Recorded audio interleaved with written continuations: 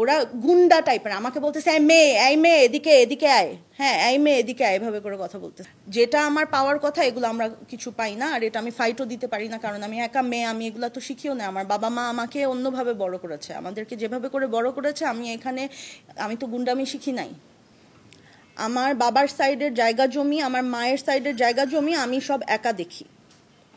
সবাই জানে যে আমার বাবা নাই, আমার সাথে আমার কোনো ভাই নাই, আমার হাজব্যান্ড নাই, আমি আনম্যারিড। এবং এটা জেনে বিভিন্ন মানুষ এত বছর ধরে যখন যে পলিটিক্যাল পাওয়ারে থাকে তখন সে আমার উপর চড়াও করে, বিকজ আমি তো কোনো পলিটিক্সে নাই। আমি জাস্ট এখানে আমি আমার বাবা মা যা আমাকে স্মৃতি দিয়ে গেছে সেটা নিয়ে আমি জাস্ট একটা সুন্দরভাবে আমি বাঁচার চেষ্টা করি। কিন্তু সবাই যেহেতু জানে যে আমার সাথে কেউ নাই, আমার ভালনারেবিলিটিটাকে তারা ইউজ করে বারে বারে লাস্ট আমি এটা নিয়ে আমি কোনোদিনও মুখ খুলি নাই কখনো। আমার এত বছরে বাবা মা জায়গা জমি অনেক কিছু রেখে দিয়ে গেছে, ভোগ করতে পারি না কিছু। আমি এই বাসাটাতে থাকি, এই বাসাটাই আমার পাওয়ারে আছে। এর বাইরে আমার কোনো জায়গা থেকে কোনো বিল্ডিং থেকে আমি যেটা আমার পাওয়ার কথা এগুলো আমরা কিছু পাই না, আর এটা আমি ফাইটও দিতে পারি না, কারণ আমি একা মেয়ে, আমি এগুলো তো শিখিও না। আমার বাবা মা আমাকে অন্যভাবে বড় করেছে, আমাদেরকে যেভাবে করে বড় করেছে, আমি তো গুন্ডামি শিখি নাই। আমি তো কোনো রকমের নাটক, ব্লাফ, চিটারি, ব্রাইবিং এগুলো তো আমি শিখি নাই, এগুলো আমি পারি না, আমি হিমশিম খাই। আমি নিজের মতো আমি সিম্পলভাবে আমি আমার বাসায় থাকি, আমি কারোর সাথে মিশি না, আমি কোথাও যাই না। সবাই জানে এটা আমার ব্যাপারে, আমার লাইফ কিরকম। বিভিন্ন মানুষ অনেক বছর ধরে আমার পিছে সব দিক থেকে লাগে। আমার যারা কাছের মানুষ তারা জানে যে আমি কত আতঙ্কের মধ্যে আমি থাকি। আমি রাতে ঘুমাই না, দিনের পর দিন আমার রাতে ঘুম হয় না, আমি মানসিকভাবে অনেক স্ট্রেসের মধ্যে থাকি। আমাকে বুদ্ধি দেওয়ার আমার লাইফে আমার একটা মুরব্বি নাই, আমার বাবা মা নাই, এবং ট্রাস্ট করার মতো একটা মানুষ আমার সাথে নাই। নিজের বুদ্ধিতে আমি যা পারি করি, নিজের বুদ্ধিতে এত বছর পর্যন্ত আমি আমার কোনোভাবে যা পারি আমি ধরে রেখেছি। অনেক কিছু আমি ধরে রাখতে পারি নাই, অনেক কিছু আমার হাত থেকে ওরা নিয়ে গেছে। আজকে আমি গেছি সোনারগাঁয়ে, আমার মা সোনারগাঁয়ের মেয়ে, সবাই আপনারা জানেন। আমার মা, আমার নানি, আমার মায়ের দাদি, সবাই আমরা সোনারগাঁয়ে অনেক বছর ধরে জেনারেশনাল ভাবে আমাদের জায়গা আমাদের। আমার বড় মায়ের জায়গা ছিল, আমার বড় মায়ের জায়গা সে সব আমার নানিকে দিয়েছে, আমার নানাকে দিয়েছে, এবং সেই জায়গা আমার নানা নানির ঘরে আমার মা সহ আরও 4 ভাই এবং আরও 2 বোন, 7 ভাই বোনকে এরকম জায়গা দিয়ে গেছে। সোনারগাঁর সবাই জানে, আমার মা সোনারগাঁয়ের মেয়ে, সোনারগাঁয়ে আমাদের বাড়ি, সবাই চিনে এক নামে। সোনারগাঁয়ে কেউ গেলে যদি জিজ্ঞেস করেন দিদির বাড়ি, সবাই চিনে দিদির বাড়ি। আমাদের বাড়িতে আজকে অন্য মানুষরা কারা গিয়ে আমাকে মেরে আমার পা ভেঙে ফেলছে, আমার গাড়ি ভেঙে ফেলছে, আমাদের গায়ে বড় বড় ইট। আমি গুছায় বলি, আমার সোশ্যাল মিডিয়াতে দেখবেন আমি প্রতি উইকেন্ডে আমি আমার ভাই বোনদেরকে নিয়ে একটু কিছু খাই, বা গ্রামে গিয়ে আমরা আমাদের গ্রামে বাগান টাগানে আমরা সবাই মিলে জাস্ট একটু একসাথে আমরা পরিবার মিলে আমরা এটা একটা রিচুয়াল। সেরকমই আমি আজকে স্যাটারডেতে আজকে আমি গ্রামে গেলাম। যাবার পর দেখি আমাদের বাড়িতে 30-40 জন মানুষ, যারা এলাকার নেতা এবং পাওয়ারফুল মানুষজন, 30-40 জনের মতন হায়ার করা গুন্ডা টাইপের মানুষদেরকে নিয়ে আসছে। তাদের হাতের মধ্যে ব্লেড লাগানো, এই যে এগুলার মধ্যে ব্লেড লাগানো, বড় বড় ইট নিয়ে আসছে। এসে তারা আমাদের জায়গায় খুঁটি বসাচ্ছে, বিভিন্ন দিক দিয়ে খুঁটি বসাচ্ছে এবং লোক নিয়ে আসছে, আমিন নিয়ে আসছে জায়গা মাপার জন্য। কেন? আমার মায়ের 4 ভাইয়ের জন্য পুরা সম্পত্তি 4 ভাগে ভাগ হবে। সিম্পল হিসাব, ফেয়ার, এভরিবডি ইজ ফেয়ার। 4 ভাইয়ের মধ্যে 2 ভাই মারা গেছে, 2 ভাই আছে, এবং 2 ভাই এবং 4 ভাইয়ের যারা বিধবা, আমার মামি যে 2 জন যাদের হাজবেন্ড মারা গেছে, ওদের মধ্যে এখন ভাগ হবে। ভাগাভাগি নিয়ে আমরা সবাই চাই যে 4 ভাগে ভাগ হোক, এবং এটার বিরুদ্ধে কেউ না, সবাই চায় সবারই লাভ হবে যদি 4 ভাগে প্রপার্টি ভাগ হয়। এখানে আমার এক মামি প্রীতি, ছোট মামার বউ, আমার ছোট মামা মারা যাবার সাথে সাথে সে উঠে পড়ে লাগছে এখনই তাকে জায়গা ভাগ করে দিয়ে দিতে হবে, এখনই সে বিক্রি করে চলে যাবে। এত জলদি তো আমাদের এখানে কিছু হয় না, আমরা চাইলেও হয় না। আমি নিজে please don't interrupt, please don't interrupt. আমার মাথার চলে যায়, ফ্লো চলে যায়। হ্যাঁ, he needs to be quite.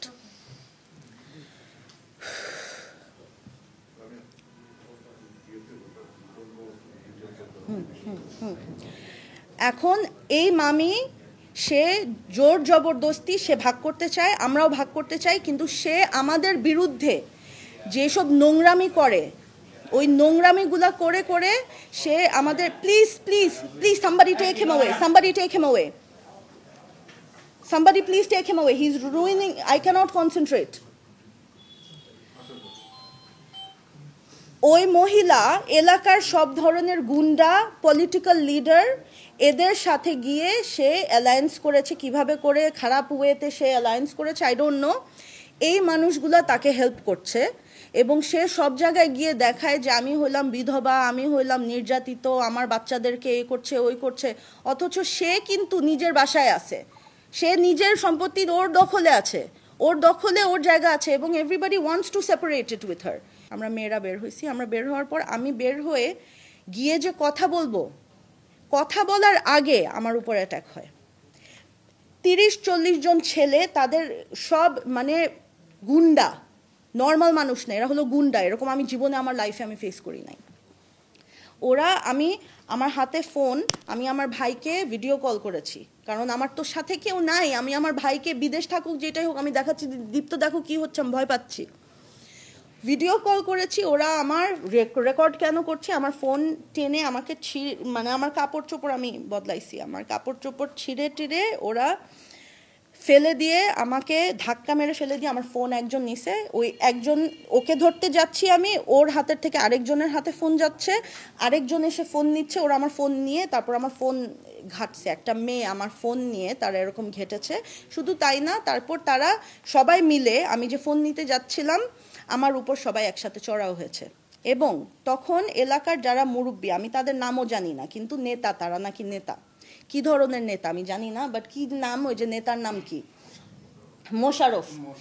হ্যাঁ, মোশাররফ, একজন হলো মোশাররফ। আমি লোকটাকে এত আমি সম্মান দিয়ে আমি ওনার কাছে গিয়ে বলছি যে মোশাররফ মামা, আপনার কথা অনেক শুনছি, প্রথম দেখা হলো আপনার সাথে। আমি সুন্দরভাবে আমি ওদের সাথে কথা বলার চেষ্টা করতেছি। ওরা ওই নিয়ে আসছে যে ওরা আমাদেরকে ফিজিক্যালি অ্যাটাক করবে, আমার খালাদেরকে, আমার কাজিনদেরকে, আমাদের মেয়েদেরকে, সবাইকে ওরা ইট মারছে, বড় বড় ইট তুলে তুলে আমাকে ইট মারছে। মোশাররফ উনি এবং গ্যাং, ওরা গুন্ডা টাইপের, আমাকে বলতেছে এই মেয়ে এদিকে আয়, হ্যাঁ এই মেয়ে এদিকে আয়, এভাবে করে কথা বলতেছে আমার সাথে। আমি বলতেছি মামা আপনি মুরব্বী মানুষ, আমরা সুন্দর করে কথা বলি, আমরা তো এরকম না। ওরা জোর করে আমাদেরকে অ্যাটাক করতে চাচ্ছে, সুন্দরভাবে কথা বলা যাচ্ছেই না কিছুতে, তাদের সাথে মানে অলরেডি আমার পা ভেঙে ফেলছে, তারপরেও আমি ওদের সাথে সুন্দরভাবে কথা বলার চেষ্টা করতেছি, কারণ আমার উপরে ব্যাপারটা আমার হ্যান্ডেল করতে হবে সিচুয়েশনটা। আমার ছোট ছোট বোন আছে এখানে। চিল্লাচিল্লি যখন করছে তখন আমি বলছি যে আস্তে কথা বলো, আমরা তো জন্তু জানোয়ার না, আমরা সুন্দরভাবে, আমরা মানুষ, আমরা নর্মালি, আমরা সিভিলাইজড ভাবে কথা বলবো। আবার চড়াও হয়ে আসছে আমার পিছে সবাই। হ্যাঁ, তাহলে আমরা কি জন্তু জানোয়ার, মানে আমাদেরকে জন্তু জানোয়ার বলছে। এই মেয়ে এখানে আসো, বসো, এখানে বসো। আমার পিছে একটা পুরা মব আসছে। মব যখন আসছে তখন আমি তো এগুলা তো আমার এক্সপিরিয়েন্স নাই, আমি জানি না যে এত আগলি হইতে পারে ব্যাপারগুলা। তখন আমার ড্রাইভার, ও তো ছেলে মানুষ, ও বুঝছে, ও আমাকে বলতেছে ম্যাম আপনি চলেন, আপনি এখানে আবহাওয়া খুবই খারাপ, আপনি জাস্ট চলেন, আপনি প্লিজ, আপনি কেন এখানে আসেন, আপনি পারবেন না এদের সাথে।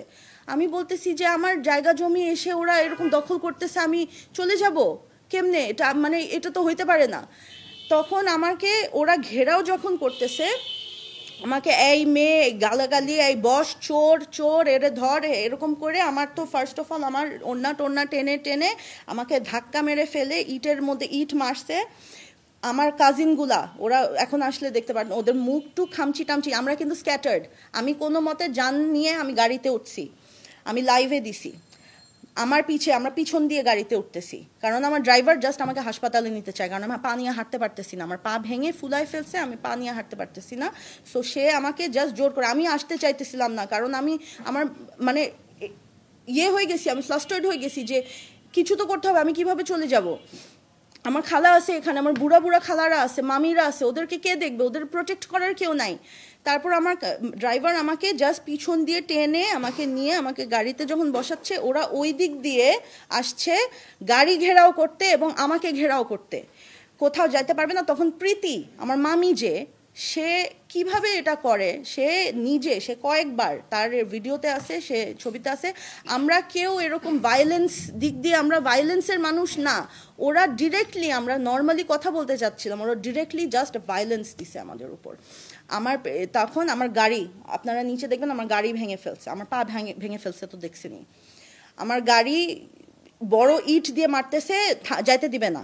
আমি তখন আমার ড্রাইভারকে বলছি জাস্ট যাও, বিকজ ওরা এখন আমাদেরকে মারতে আসছে, ওরা লিটারালি অস্ত্র টস্ত্র নিয়ে ওরা আমাদেরকে মেরে দখল করে, ওরা এই প্ল্যানিং নিয়ে তারা আসছে। আমার এই সময় আমার এত ভয় পেয়ে গেছি যে আমি কখনো এত বছর ধরে আমি একটা সাফার করছি, আমি এগুলো কখনো সোশ্যাল মিডিয়াতে আমি এগুলো দেই নাই। বাট এখন আমি দেখতেছি যে আমার কেউ নাই, আমি জাস্ট কেউ নাই, আমাদের পাশে একটা মানুষ নাই। যেন তেন মানুষ এসে আমাদের পৈতৃক, আমাদের জেনারেশনাল, আমাদের নানাদের, আমাদের নানিদের, আমাদের বড় মাদের, এইসব জায়গা আমার কেমন লাগে। আমি ছোট থেকে আমি সোনারগাঁ দেখে আসছি, এখানে কারা গুন্ডারা এসে আমাদের জায়গায় এসে আমাদের জায়গায় খুঁটি দিচ্ছে, আমাদেরকে মারতেছে, আমাদের মেয়েদেরকে মারতেছে, আমার মামিদেরকে মারতেছে, আমার মামির চুল ধরে এভাবে করতেছে, আমার খালার হিজাব টেনে খুলে ফেলতেছে। এরকম ধরনের ভয়ঙ্কর পরিস্থিতি, ছেলেরা, এরকম ছেলে মানুষরা এসে এরকম এই ধরনের এগুলা করতেছে। তখন জাস্ট আমি কোনোভাবে আমি আমার যান নিয়ে গাড়িতে উঠছি, আর আমি আপনাদেরকে এই বললাম এই হচ্ছে।